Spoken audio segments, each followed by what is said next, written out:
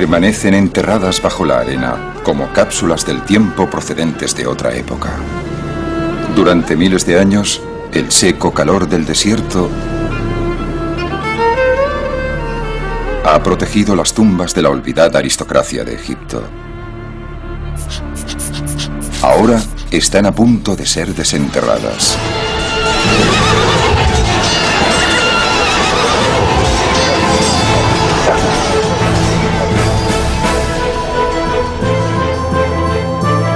Tres hombres están revolviendo las arenas para descubrir nuevos capítulos de la historia egipcia.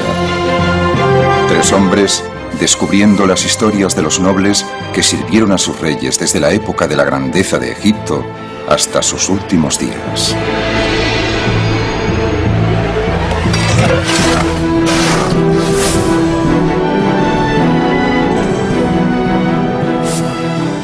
Cuantas más momias tienes, más historias tienes sobre el antiguo Egipto.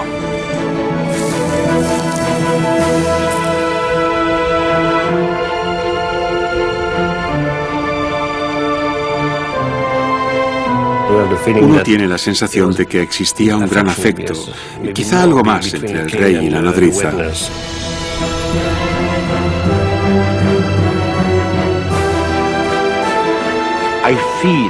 Tengo la impresión de que si miro a lo profundo de la tierra de Egipto, aquí, puedo imaginarme que hay muchas tumbas llenas de oro sin excavar todavía.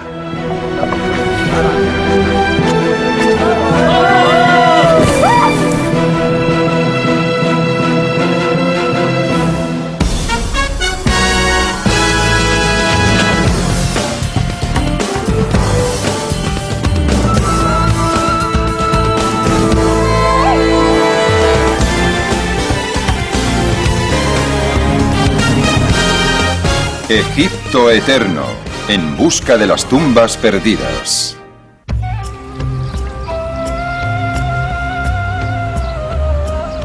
Fue la primera gran civilización del mundo y nació en las orillas del Nilo. Egipto, en toda su gloria monumental. Todavía hoy abundan las imágenes de esos antiguos tiempos. A veces grandes, construidas para ser vistas, pero más frecuentemente pequeñas y escondidas.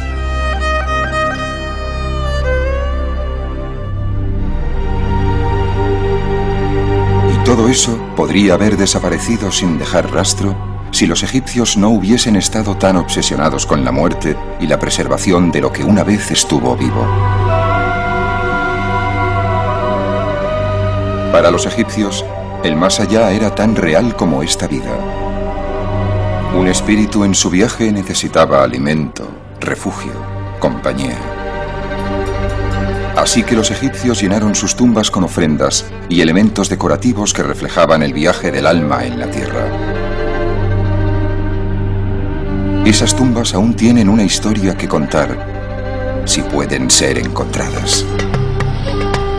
Al sur del delta, cerca de las orillas del Nilo, hay un lugar llamado Saqqara. Aquí, hace unos 5000 años, los egipcios construyeron su primera pirámide con la forma de una escalera hacia el cielo para albergar el cuerpo de un faraón. En los siglos que siguieron, miles de egipcios fueron enterrados en Saqqara. Y una de las principales ubicaciones fue la ladera de una colina con una panorámica vista sobre el valle del Nilo. Durante el Imperio Nuevo, cuando el Imperio egipcio estaba en su máximo apogeo, aquellos que tenían buenas relaciones con el faraón deseaban ser sepultados aquí, y lo fueron.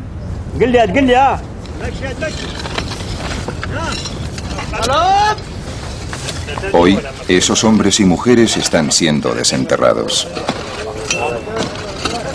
El arqueólogo francés Alain Siri ha estado supervisando las excavaciones durante las 2 últimas décadas.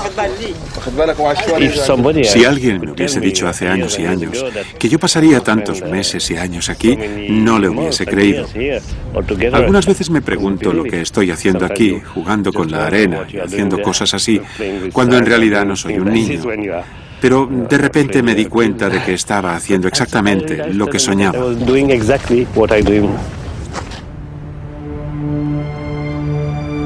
Pero el sueño de Sidi empezó más como una pesadilla. Los primeros sitios que excavó estaban llenos de momias de gatos, miles de ellas, restos de los cultos a animales que florecieron durante las últimas dinastías egipcias, cuando los gatos eran venerados y sacrificados por millones.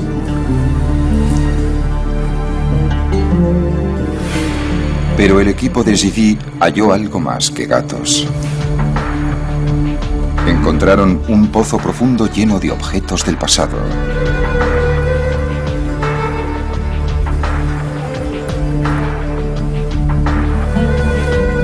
Siguieron cavando más y más y más hondo. Entonces, a unos 20 metros de profundidad, encontraron algo.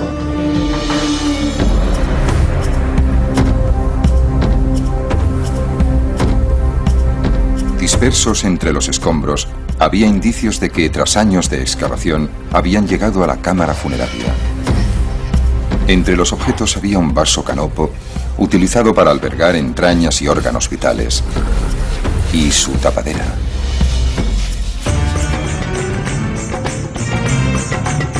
El vaso estaba hecho de alabastro, pero mucho de lo que encontraron más tarde era de oro. Todos estos tesoros y muchos más estaban enterrados con la momia de un oficial de alto rango que sirvió durante el reinado del faraón Ajenatón. Sidi había hallado su primer noble del Imperio Nuevo. Era el momento de ir a buscar más. El equipo de Sidi fue a trabajar detrás de la ladera frontal de la colina.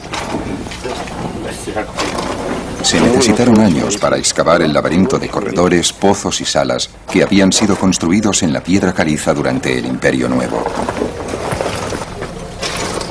A lo largo del camino, el equipo de Sidi ha encontrado otras tumbas que pertenecen a los ricos y famosos de Egipto y acaban de desenterrar otra más.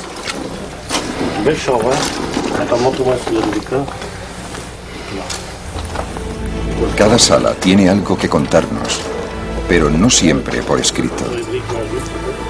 Esta vez, sí.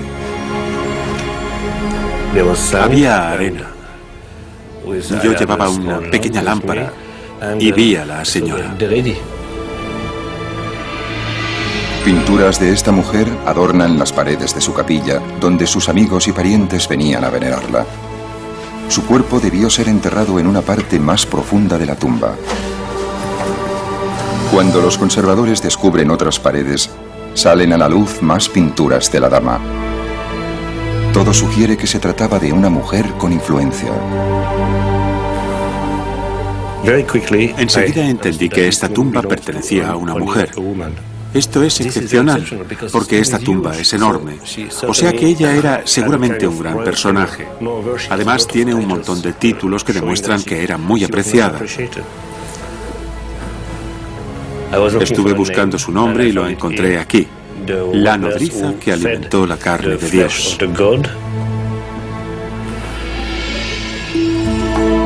Sidi tradujo su nombre como Maya y pronto supo la razón de su encumbrado rango.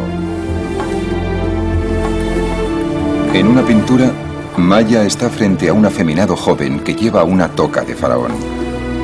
Este es el dios al que Maya había amamantado. Su nombre era Tutankamón, el faraón Tutankamón.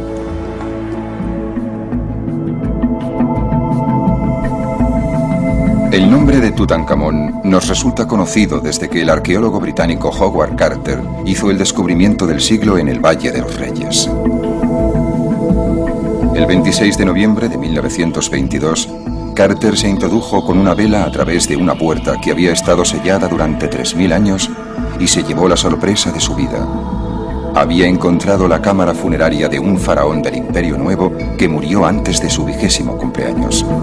Pero a diferencia de la mayoría de las tumbas reales descubiertas en el pasado, esta no había sido saqueada.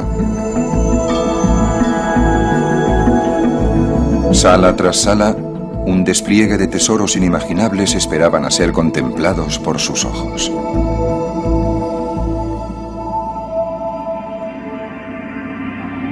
Tutankamón fue sepultado en 3 sarcófagos de oro, en cuyo interior había una máscara de oro puro.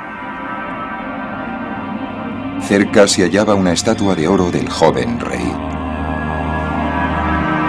Un trono dorado mostraba al faraón Tutankamón junto a su novia, una niña, posiblemente su medio hermana. El descubrimiento por Carter de la tumba de Tutankamón y todos sus tesoros nos revelaron mucho sobre la muerte del joven rey, pero el misterio ha rodeado siempre su nacimiento. Era probablemente el hijo de Agnatón, el faraón hereje que adoraba únicamente al sol en vez de al tradicional elenco de dioses. Agnatón y su esposa Nefertiti tuvieron 6 hijas. Algunas de ellas aparecen aquí en el regazo de sus padres, una instantánea doméstica del pasado.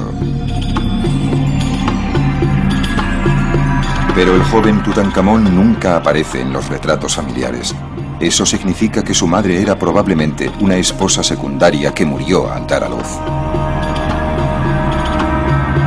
El faraón bebé habría necesitado una nodriza, y por lo que parece tuvo una. La dama Maya, que casi seguro formó parte del círculo íntimo del faraón. Una nodriza real en la 18ª dinastía no es solamente una niñera, sino una mujer de la corte, porque dar la leche, alimentar la carne del dios, el rey, es algo que desde luego no todo el mundo puede hacer. Lo que es maravilloso es el sentimiento de amor que se percibe entre estas dos personas, especialmente de la mujer hacia el rey. Uno tiene la sensación de que existía un gran afecto. Sí, quizá algo más entre el rey y la nodriza. Y a juzgar por la elaborada tumba que se construyó para ella, el joven rey correspondía a ese afecto.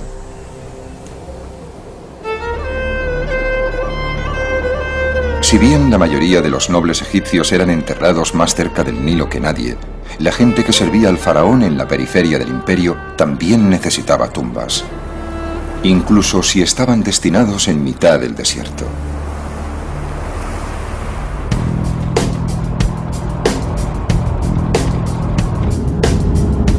El doctor Zahi Hawass es el jefe de antigüedades de Egipto, el hombre a cargo de todas las antigüedades. Se encuentra de camino al oasis de Bajarilla, a 5 horas en coche desde El Cairo. Durante miles de años, el oasis fue una isla de verdor en un mar de arena. Y hoy no es muy diferente, excepto por la moderna ciudad que ha sustituido al antiguo emplazamiento.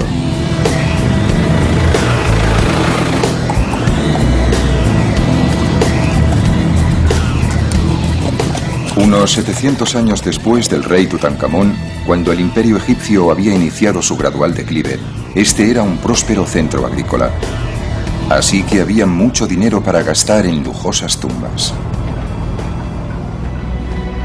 Los habitantes de la localidad son conscientes de que viven encima de un posible arsenal de antigüedades y han ideado un nuevo sistema para llegar hasta ellas.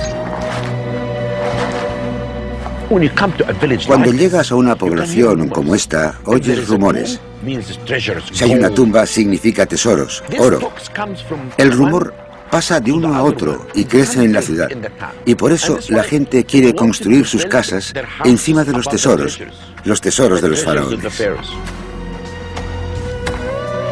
Una casa construida directamente encima de una tumba proporciona al emprendedor propietario de la misma la oportunidad de cavar en su propio terreno cada vez que necesita algo para vender en el mercado negro, siempre hambriento de antigüedades. Esta práctica ha continuado hasta la actualidad y Zahi Hawass quiere acabar con ella. Así que ha tomado una polémica decisión: ordenar el derribe de algunas casas.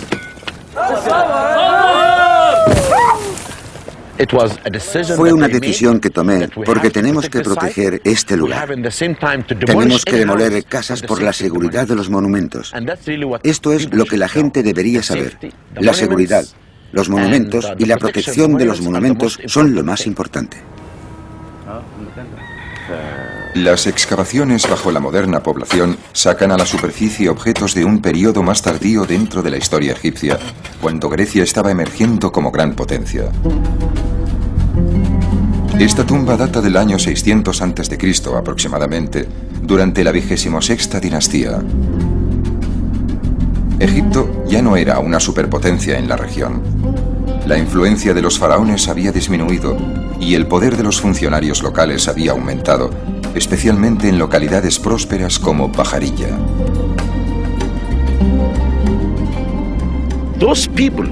Esa gente podía hacerse estas bellas tumbas porque eran ricos. Si uno observa el tamaño de la tumba y las pinturas, encuentra que son iguales a las de cualquier tumba situada en el Valle de los Reyes. Una de las fuentes de riqueza de Bajarilla era el vino de dátiles, codiciado en todo el mundo mediterráneo.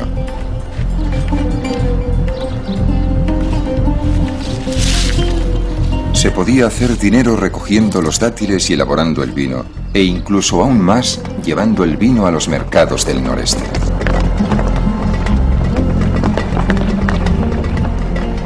Cada mes, como mínimo, había una gran caravana de burros yendo desde aquí a lo largo de los más de 300 kilómetros desde Bajarilla hasta el centro de Egipto. Era un viaje difícil, pero uno tenía que pensar que el final del viaje traería riqueza.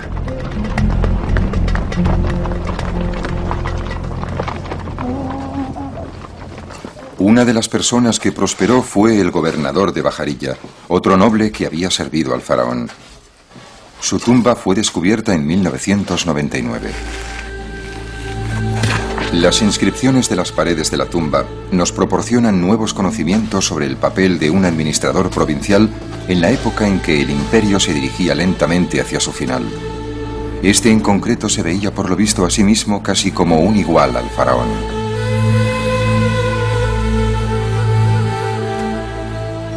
Dice que es un sacerdote de Isis y de Osiris, y su nombre es Zed-Hons-Wez-Ang, y está frente al gran dios. Y aquí muestra que será un rey en la otra vida, porque Osiris sostiene los instrumentos propios del gobernante aquí.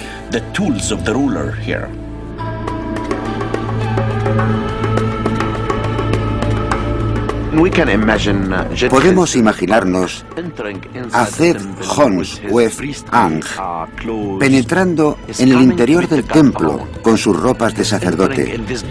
Viene a visitar al dios solo. Está penetrando en esta oscuridad trayendo incienso y haciendo ofrendas al dios. Y al mismo tiempo, la mesa de las ofrendas está llena de higos y dátiles, porque quiere que el dios esté contento, porque Zed-Hons-Wez-Ang es el nexo de unión entre el pueblo y el dios.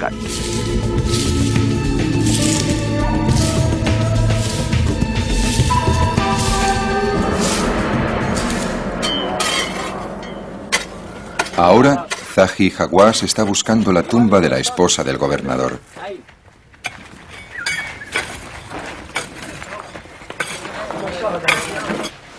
En el interior de la tumba, el doctor Hawass hace un descubrimiento que le preocupa. Parece que tenemos un gran problema aquí que no imaginé antes, y que es la existencia de este agujero, que creo que puede significar que, durante el periodo romano, los ladrones entraron a través de él y robaron la mayor parte de los objetos. O sea que, seguramente, no vamos a encontrar nada en esta sala. Y esto es malo, porque necesitamos encontrar objetos para averiguar para qué se usaba en realidad esta habitación. Pero los ladrones no cogían siempre todo cuando saqueaban una tumba, especialmente si en apariencia no tenía ningún valor. Alabastro. Zahi Hawass cava un poquito él mismo y al final su esfuerzo es recompensado.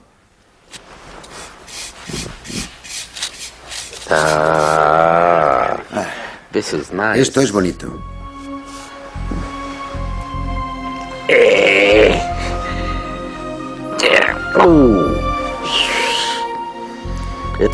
un vaso canopo.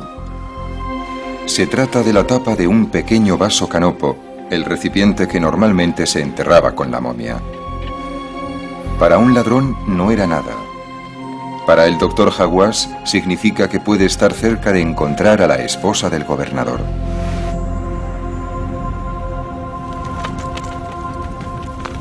En Saqqara, Alem Zivi todavía está buscando a su dama desaparecida, pero la cámara funeraria de Maya no se encuentra por ninguna parte. Y Zivi sigue topándose con más y más gatos. La mayoría de los gatos fueron enterrados aquí en las postrimerías de la historia egipcia, aproximadamente en la época en que Cleopatra era reina y Julio César gobernaba en Roma. El gran esplendor de los faraones del Imperio Nuevo era ya solo un lejano recuerdo. Sometidos a un gobierno extranjero, los egipcios encontraban consuelo en cultos que requerían el sacrificio de animales.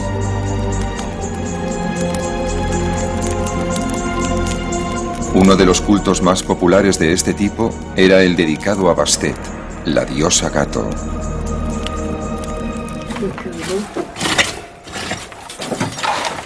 A medida que se desentierran más y más momias de gatos, Zivi decide que ha llegado el momento de estudiarlas más atentamente, de arriba abajo. La tarea recae en expertos de otro campo, los radiólogos Martin y Roger Lichtenberg.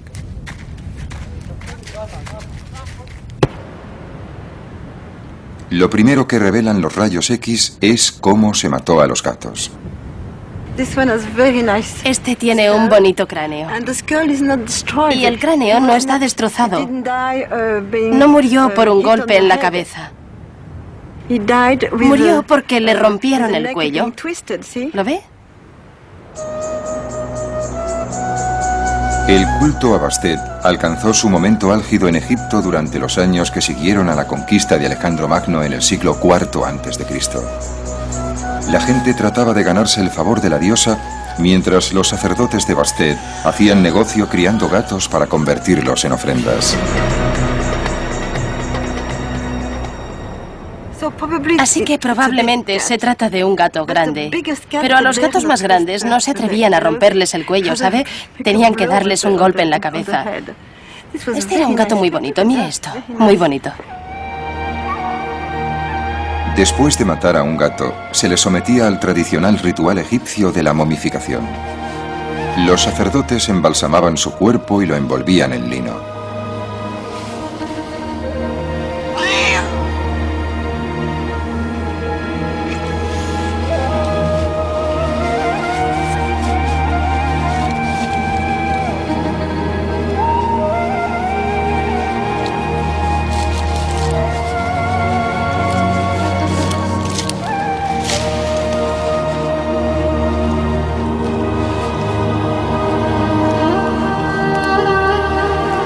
Finalmente, lo colocaban en una de las tumbas.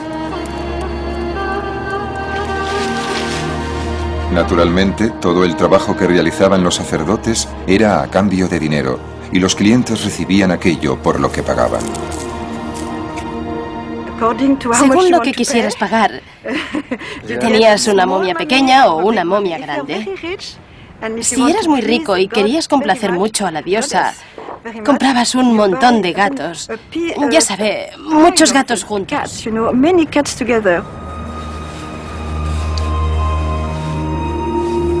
Pero los rayos X sugieren que los sacerdotes hacían trampas a veces. Esto es una momia también, una momia pequeña, pero no es una momia completa. Pusieron solo un hueso dentro. No es un cuerpo completo, ¿es un cuerpo completo? Un montón de huesos revueltos. Son un montón de huesos revueltos, ¿de acuerdo? Solo un montón de huesos revueltos. Y una cuarta parte de las momias eran momias falsas. No hay nada dentro del envoltorio.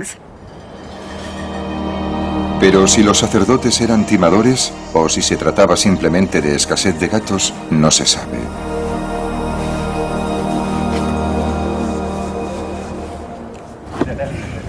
Mientras las momias de gatos son examinadas, otro miembro del equipo de Zivi, Patrick Deleuze está llevando a cabo un reconocimiento exhaustivo del terreno. No podemos mirar este lugar solo desde fuera.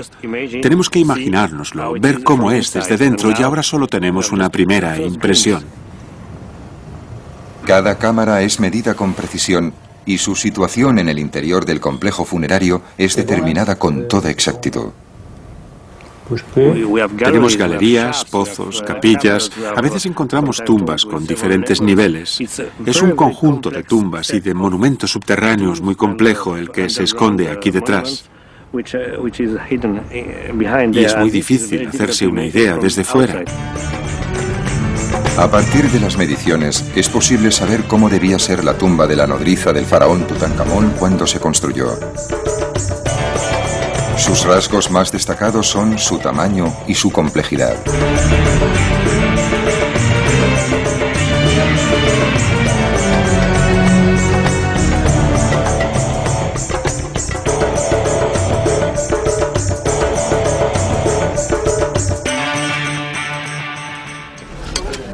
Mientras la búsqueda de la tumba de Maya continúa, el equipo de Zivi ha encontrado la entrada a otra tumba, unos 3 metros más allá.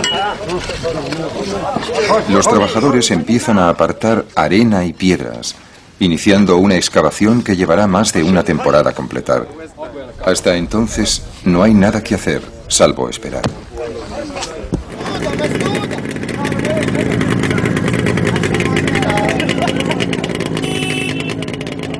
Unos 320 kilómetros hacia el oeste, en Bajarilla, la búsqueda de la esposa del gobernador ha dado resultados. Los trabajadores de Zahi Hawass han encontrado otro sarcófago bajo los escombros. Tal y como esperaba, pertenece a la esposa del gobernador, una mujer llamada Nas. A primera vista, sus temores de que la tumba hubiese sido saqueada en el pasado parecen confirmados. Pero cuando los restos son examinados con detalle, otra historia sale a la luz. Se descubren más de 100 objetos, y la mayoría de ellos son de oro. Estos son algunos de los tesoros que hemos hallado, y son muy bonitos, como este. Se lo ponían en las uñas, así.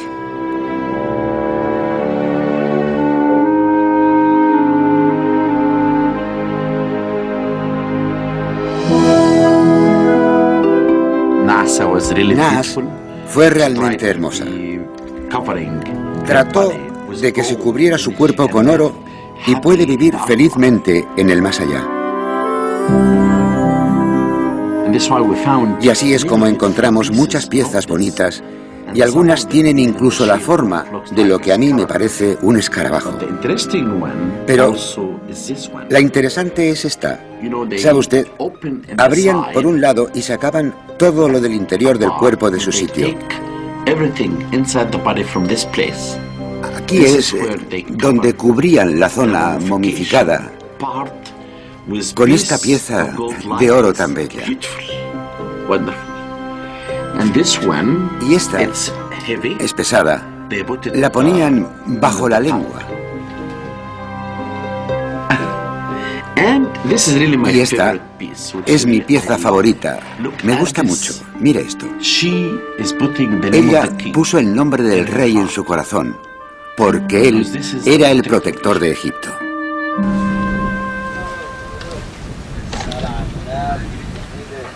En Saqqara, los trabajadores de Zivi han desenterrado algo interesante de la arena.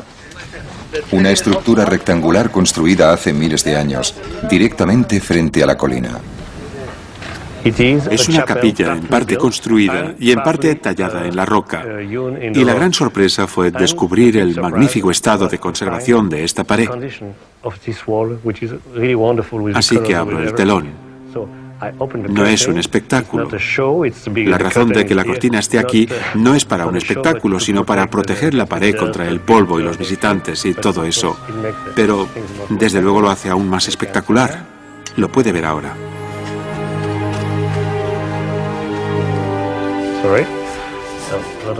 Gran parte de la capilla está aquí. Es absolutamente maravilloso.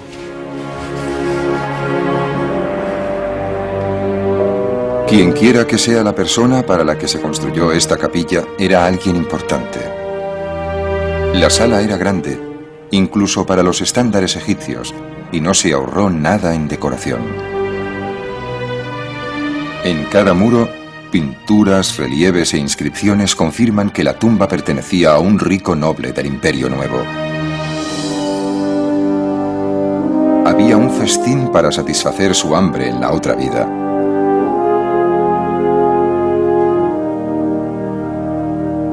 Y servidores para colmar todos sus deseos.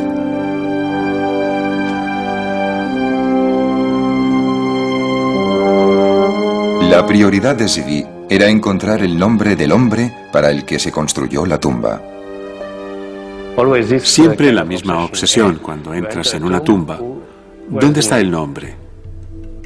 El nombre está aquí.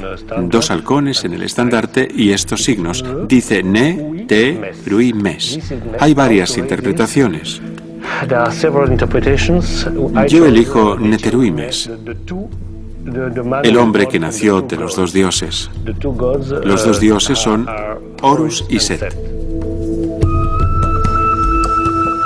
Zvi no había oído antes el nombre de Neteruimes. No sabe quién era ni qué servicios prestó al faraón. Se puede ver el nombre del hombre, Neteruimes, aquí y aquí. Otras inscripciones en una cercana columna derrumbada sugieren que Neteruimes era un hombre culto e influyente y que sabía leer y escribir. Hay un montón de epítetos. Un hombre de sabiduría, un hombre que sabe cómo hablar, cómo escribir. Tenemos la impresión de que se trataba de un hombre orgulloso de su cultura. Neteruimes tenía una capacidad que pocos poseían en su sociedad. Podía escribir, y eso por sí solo le habría asegurado un cargo de la más alta categoría. Leer y escribir. La capacidad de escribir es la fuente de poder en muchas sociedades y un funcionario en Egipto es alguien que puede escribir. Pero Zvi está seguro de que Neteruimes fue algo más que un simple escriba para haber merecido una tumba tan opulenta. Obviamente había servido al faraón y le había servido bien. Pero ¿en qué puesto?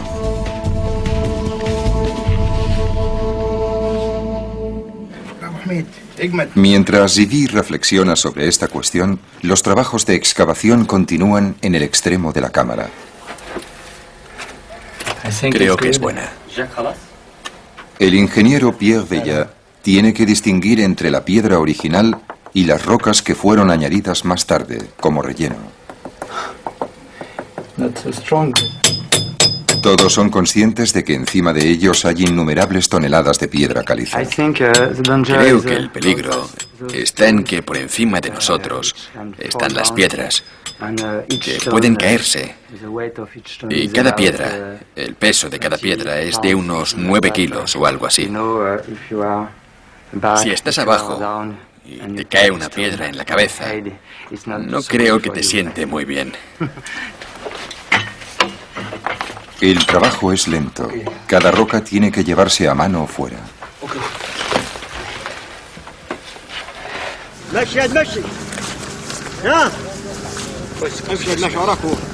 Pero finalmente se abren paso y encuentran algo.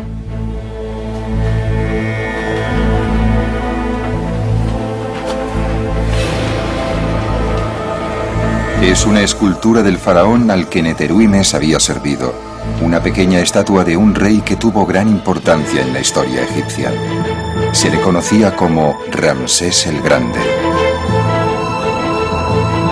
Ramsés fue un faraón entre los faraones.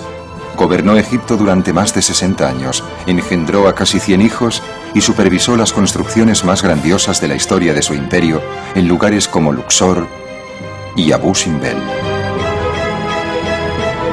Ramsés fue también un incansable maestro en el arte de la autopropaganda, asegurándose de que su imagen, su legado y su nombre serían conocidos por la posteridad.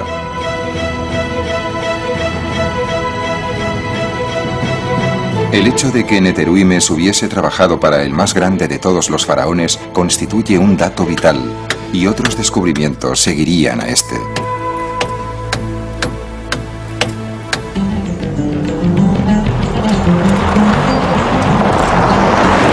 En las afueras del oasis de Bajarilla se halla un cementerio grecorromano descubierto en 1996 por Zahi Hawass y su equipo.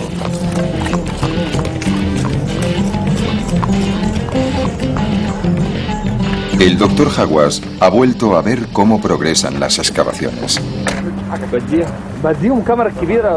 Ha designado al arqueólogo egipcio Tarek El Awadi para supervisar los trabajos. El cementerio cubre unos 22 kilómetros cuadrados, cubiertos en su totalidad por toneladas de arena. En cualquier sitio en que uno excave se encuentra una tumba, eso está claro. Si miras al suelo, en todas partes encontrarás señales de pequeños montículos. Si tienes un montículo que tenga algún tipo de objeto como cerámicas, quiere decir que hay algo debajo. Y por lo tanto, si miras en esa zona y excavas un poco en la arena con las manos, encontrarás la entrada de la tumba. Entonces empiezan las excavaciones, y lo más importante cuando excavas es que tienes que tener cuidado porque debajo hay momias. El cementerio fue descubierto accidentalmente cuando un burro pisó un agujero y apareció una tumba debajo. En el interior de la tumba había momias, muchas momias. La mayoría eran doradas y estaban en muy buenas condiciones.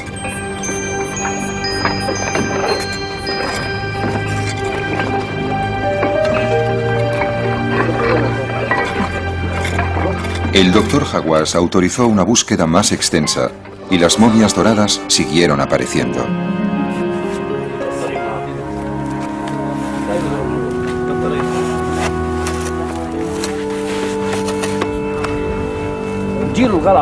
En el curso de su trabajo en el cementerio, Tarek se ha convertido en un gran conocedor de la arena y de sus sutiles cambios.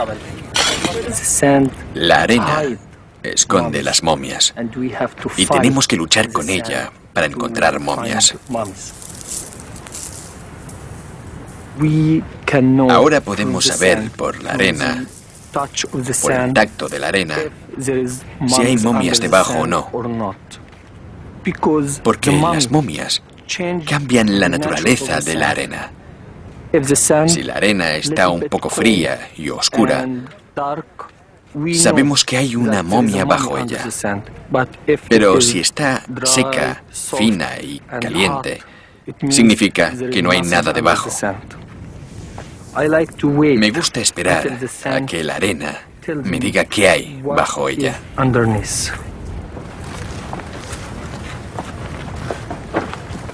Tarek ha hecho algunos nuevos descubrimientos y Zahi Hawass está impaciente por verlos.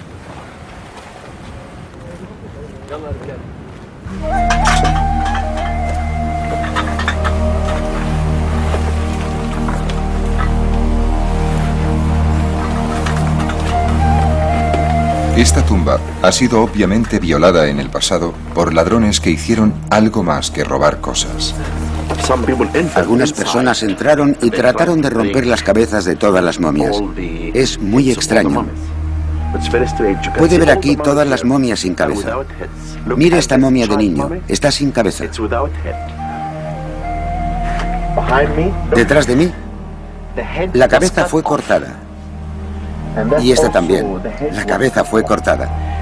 Parece que alguien, quizás en la antigüedad o quizás en los tiempos modernos, buscaba algo en el interior de las momias.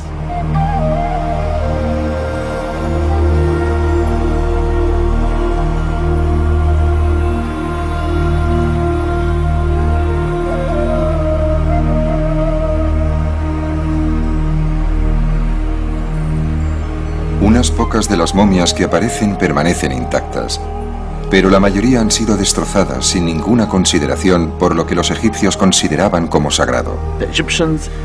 Los egipcios vinieron aquí, excavaron este recinto en la roca, momificaron sus cuerpos, gastaron dinero en ellos, pensaban que aquí yacería su cuerpo y descansaría, un más allá bueno. Y luego viene alguien y lo destroza todo. Huesos rotos, cabezas rotas, momias rotas. Esto es algo que personalmente me disgusta, me molesta mucho. Sin embargo, incluso esta destrucción nos cuenta algo.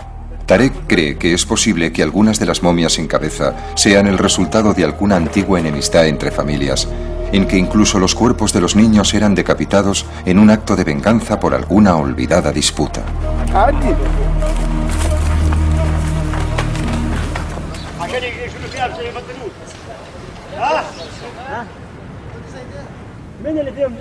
En Saqqara se continúan sacando piedras de la tumba y el equipo de Zivi ha hecho un nuevo descubrimiento. Justo detrás de la pequeña escultura de Ramsés y unida a ella encuentran otra estatua. Por encima de la pequeña figura del faraón está la cabeza a tamaño real de una vaca, la diosa Hathor. Zivi no podría estar más encantado.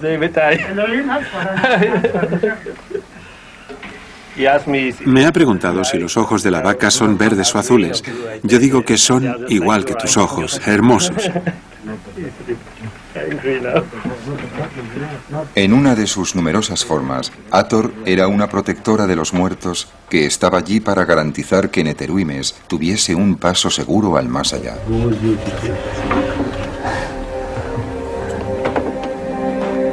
Su presencia en la tumba confirma la creencia de Zivi de que el misterioso Neteruimes había jugado un papel político muy importante durante el reinado del gran faraón. Fue recompensado con un entierro suntuoso, presidido por Hathor y Ramsés. Pero Zivi aún no sabía lo que Neteruimes había hecho para merecerlo. Me gustaría encontrar más inscripciones. Quiero saber quién era Neteruimes exactamente. Sabemos que era alguien que se podía permitir este tipo de cosas, pero no sabemos más. En busca de más pistas sobre la identidad de Neteruimes, Zivi viaja a la antigua capital egipcia de Tebas.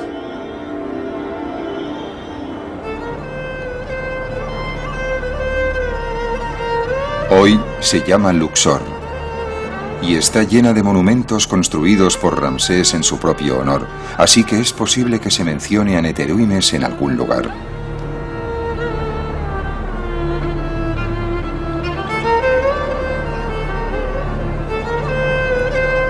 Las paredes aún proclaman los logros de Ramsés, especialmente sus victorias militares. Se trata siempre de batallas, de guerras, de luchas.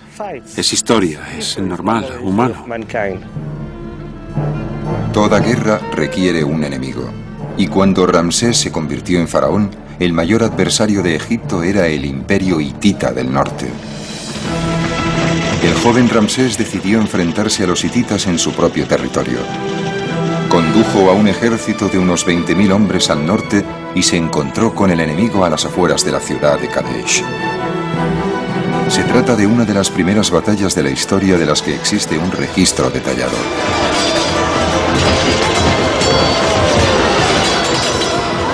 Los espías hititas condujeron a los egipcios a una emboscada. Ramsés y unos pocos centenares de sus hombres fueron separados del resto del ejército e inmovilizados cerca del río Orontes. Era una situación desesperada, hasta que una división de reserva de la infantería egipcia lanzó un contraataque, llevando al enemigo hasta el río y rescatando a su faraón.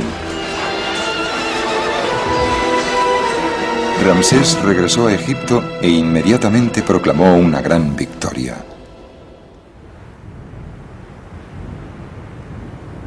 Las paredes de los templos de Luxor están aún decoradas con relatos de las heroicas hazañas del emperador en ese día. Hay también una copia del tratado de paz que puso fin al conflicto 16 años más tarde. Zivi espera que este documento arroje alguna luz sobre la identidad de Neteruimes. Los egipcios y los hititas se dieron cuenta de que la guerra no era la solución, sino un callejón sin salida. Y por distintas razones, que podemos adivinar pero que no conocemos totalmente, la conclusión fue tratar de firmar un tratado. pero un tratado entre dos potencias del mismo nivel, más o menos.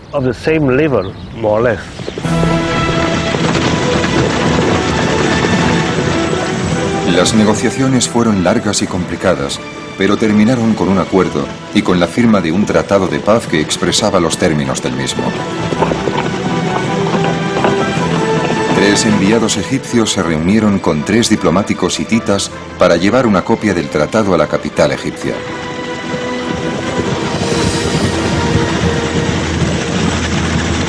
Parecía que la amistad sucedería a la hostilidad. Cada parte se comprometía a no atacar primero a la otra. En caso de ataque por una tercera parte, formarían una defensa común. Habría un intercambio de prisioneros y un pacto de extradición. El tratado fue grabado en una tabla de plata en escritura cuneiforme y presentado al faraón. Ramsés, a su vez, lo hizo grabar en las paredes de los templos de Tebas.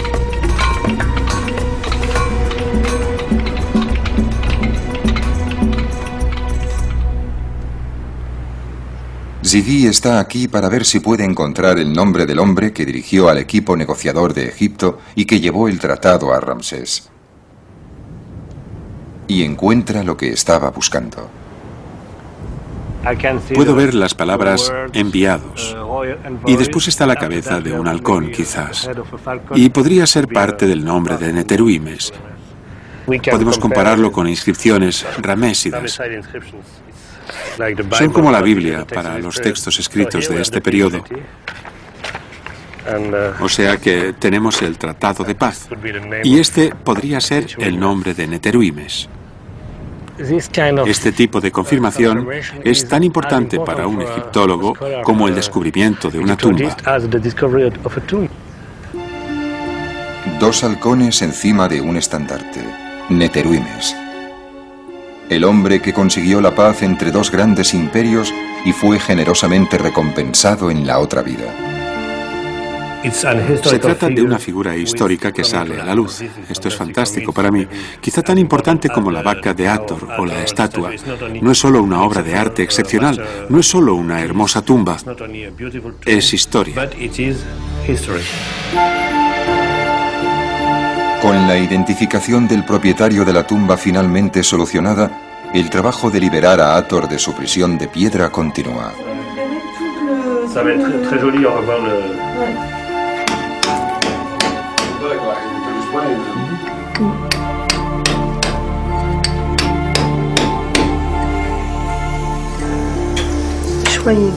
Anne Liegey inyecta un adhesivo en la piedra para preservar las finas capas de pintura de 3000 años de antigüedad.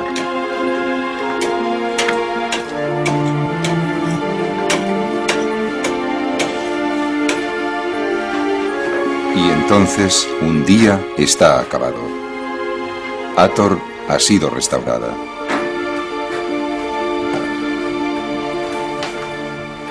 Esta es la vaca más bonita que he encontrado nunca y que nunca encontraré, estoy seguro. La diosa Hathor en forma de vaca, que tiene hermosos ojos, un poco tristes. Para mí, la mezcla entre salvaje y dulce es algo extraordinario. Y aquí, aunque solo sea una vaca, hay algo, si puedo decirlo, muy humano. Para Alain Zidi, el trabajo de esta temporada ha terminado. Otra tumba del Imperio Nuevo ha sido hallada y devuelta a su antiguo esplendor. Otro hombre del rey ha sido identificado gracias a las ofrendas que se llevó a la otra vida.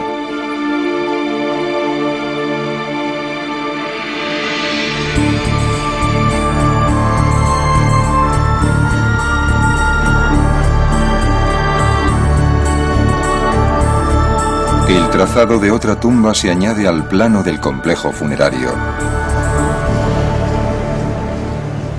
Y el próximo año será el momento de extraer otra capa de arena.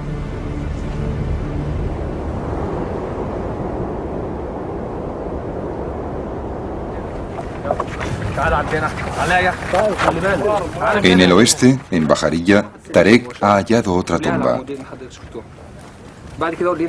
Taji Hawass está allí para inspeccionarla.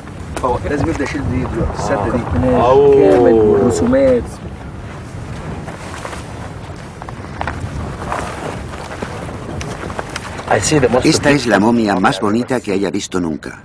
La máscara es totalmente realista. Parece la momia de una mujer.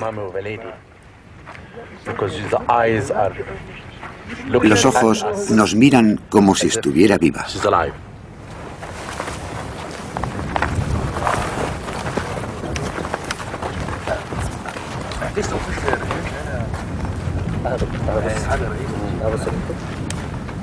Soy un hombre afortunado porque he encontrado esta tumba. Es algo increíble.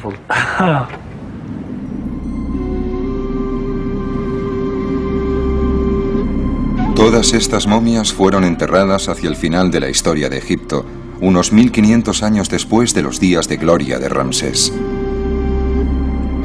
La civilización, que había perdurado 3000 años, casi había llegado a su fin. Pero incluso aunque la cultura que había unido a la tierra y la gente estaba desapareciendo, la obsesión egipcia por la muerte y el más allá siguió siendo tan fuerte como siempre.